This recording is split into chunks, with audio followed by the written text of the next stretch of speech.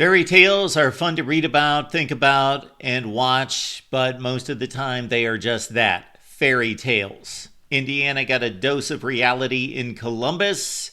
Buckeyes 38, Hoosiers 15. Welcome to the Voice of College Football. Appreciate you stopping by for the best in discussion, debate, and analysis. Please like the video and subscribe right here at the Voice of College Football. Turn on the bell for the notifications to know when we go live, including Saturday night post-game to take your calls.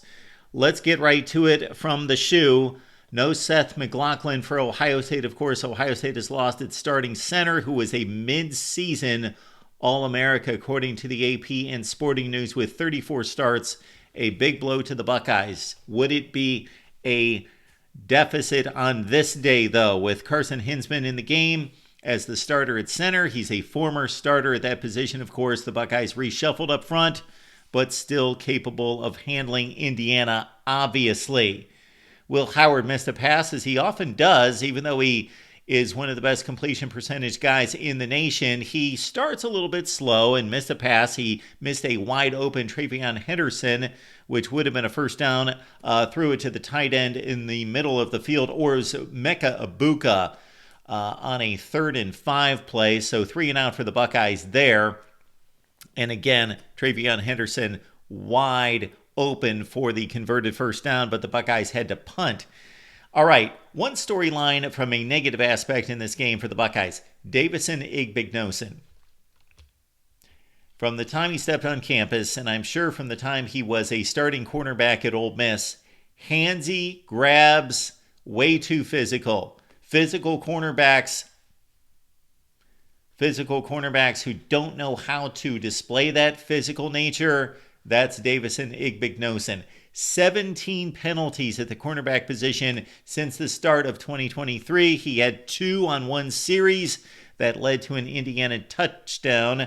The Buckeyes, number 1 in the nation in red zone defense. However, this is a trend since Jim Knowles took over as defensive coordinator at Ohio State. The Buckeyes start off slow. Even check out the Purdue game in which they pitched a shutout. They gave up drives on the first 2 possessions. Northwestern last week could have given up 2 touchdown drives on the first 2 possessions, albeit Jack Sawyer caused a fumble on one of those 2 drives, and the Buckeyes trailed 7-0 against Northwestern. This week, 7-0 Indiana, 11 plays, 70 yards on the Tyson Lawton touchdown on the direct snap. And again, the Buckeyes taken to task on the first drive of the game by the Indiana offense, and it looked like the Indiana offense that we have seen all season against mid to lower teams in the Big Ten. Screen pass to Travion Henderson on a late first quarter drive, all the way down to the 10-yard, perfectly executed, except Carson Hinsman was called for a block in the back. He basically pushed air in the back. Questionable call, bad call. I'll say questionable call. He did make some level of contact, and it just didn't look good because Travion Henderson was probably going to juke the guy anyway. That got the Buckeyes down to the 10-yard line, but called all the way back, and Ohio State had to punt. Or did they? 3rd and 40. 3rd and 40. This is one of the few teams in college football that's got a legitimate shot on 3rd and 40. And they converted with a 30-yard play to Carnell Tate, another pass play to convert to get the ball down near the goal line. However, Indiana's red zone defense proved to be better than the Buckeyes in the first quarter. Curt Cignetti on the Fox broadcast said at the end of the first quarter during the interview, hey, we got him right here. We've got him on 3rd down. We're going to get a stop. Let's hold him to a field goal. That's a win for us. It'll be 7-3. His defense did better than that. They shut down Quinshon Judkins on a 4th and goal at the 1. 15 plays, 73 yards, comes to naught for the Buckeyes. C.J. West, one of the best defensive players inside in the Big Ten. Linnell Carr, also Mikhail Kamara, a guy that we talked about all week, who is leading the Big Ten in TFLs and sacks, coming up big for the Hoosiers. They have some legitimate players on defense. There's no question about that. They came in with a top 15 total defense and top 5 in many metrics, despite a weak schedule, not facing too many good offenses. I would say Washington the best coming into this game. Indiana still decent on defense. Will Howard, more than decent throwing the football. 22 of 26. He hit on his first 14 for 116 yards, including Emeka Egbuka for a touchdown. 7-7 ball game. The ball was slightly deflected, but Emeka Egbuka, the guy's a pro. He's just a pro. Concentration, elite. Routes, elite. Just his professionalism on the field is evident. One of the big reasons he was named a captain. The Buckeyes tied it at 7. Also, keep in mind that we were given a bit of a preview here as Caleb Downs inserted as a punt returner, set up this touchdown drive to be a short touchdown drive with a 12-yard return. Cody Simon had a remarkable day on this day. He was all over the place, 2.5 sacks, including a strip sack of Curtis Rourke, recovered by Ty Hamilton at the Indiana 18. However, the Buckeyes gave it right back.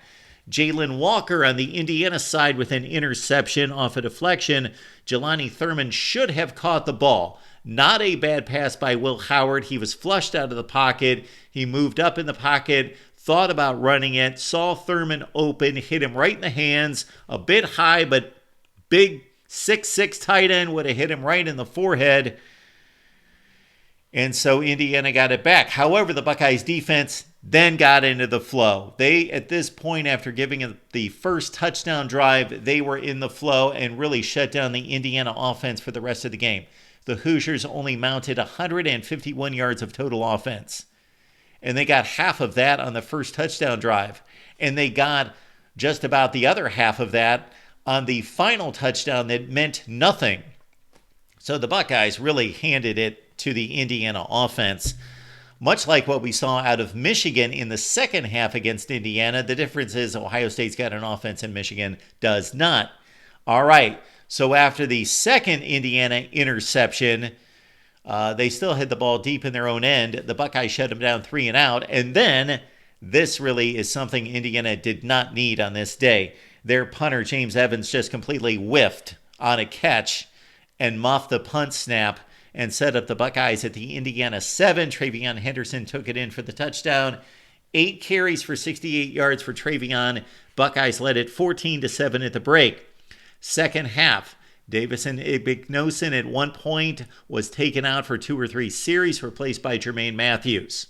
Jermaine Matthews is like a starter anyway. Maybe he's a better player than Igbinosun. I couldn't tell you that. I think it's a pretty comparable, much different players, but a comparison in regards to who brings you more to the field, although really the Buckeyes need to play all 3 cornerbacks.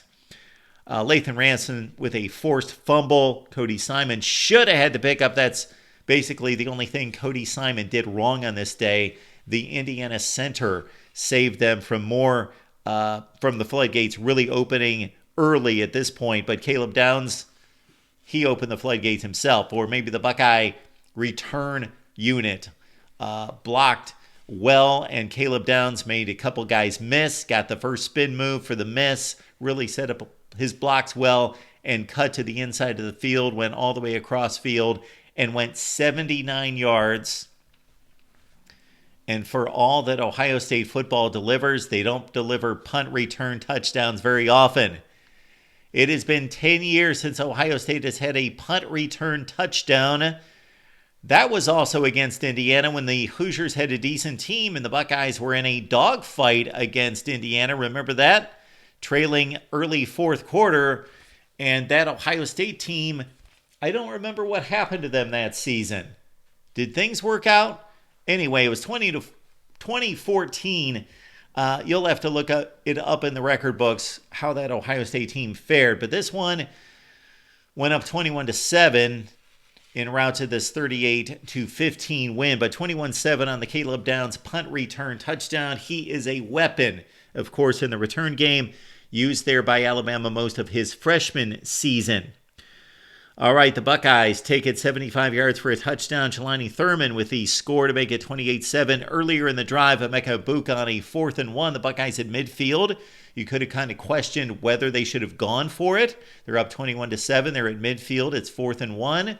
but they run Emeka Egbuka, and again, he's a pro. He knows exactly what to do. He's on the same page as Will Howard, and he beats the defender to the left sideline, wide open, pitch and catch, convert the 4th and 1. Buckeyes, again, win at 38-15, and it's Michigan week. As Ryan Day said after the game, triple zeros on the clock means it's suddenly Michigan week. It's not, okay, we're going to take 24 hours to enjoy this win. Ohio State just defeated a top 5 team in the country. Whether they were legitimately a top 5 team, I don't believe so. But their ranking and their record and their performances against marginal football teams actually meant that they earned a top 5 ranking. But that is going to plummet as of Tuesday night. 38-15. Now it's 10-1 Indiana taking on 1-10 Purdue in the old Oak and Bucket rivalry game. We'll see what Indiana has to do there. They can beat Purdue 100-0, and that's not necessarily going to sway many votes. This situation is extremely intriguing. It's the SEC 10-2 teams against the 11-1 Indiana Hoosiers. Did they compete in this game? They did for about a quarter and a half, and then the Buckeyes, it wasn't like the Buckeyes just steamrolled them from the get-go. Obviously, Indiana led 7-0. It was a 14-7 lead at half, so they didn't get annihilated, but they didn't compete with Ohio State in this one. And yes, their schedule is going to get torn to shreds this week.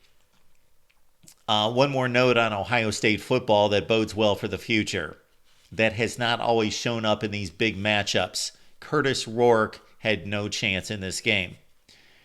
Jack Sawyer, JT Tuimoloau, and the Ohio State front, Cody Simon in particular, as I mentioned, 5 sacks, but constant pressure on Curtis Rourke, and the Buckeyes showed up in this one. Again, final of 38-15, and so the Buckeyes not only win, they cover. And your thoughts about Ohio State football down below. And Indiana, they are not dead. They might be dead in regards to any thoughts about them competing in the college football playoff. But making the playoff, leave your comments and questions down below. Keep in mind, we've got an Ohio State live show every Wednesday at 11 a.m. Eastern Time. We've got one earlier in the week in prime time, also a call-in show on Thursday night on the Buckeye channel. Plenty of Ohio State coverage. And, of course, our guy Jeffrey Johnson holds down the Indiana channel, so please check that out as well. Right here at the Voice of College Football.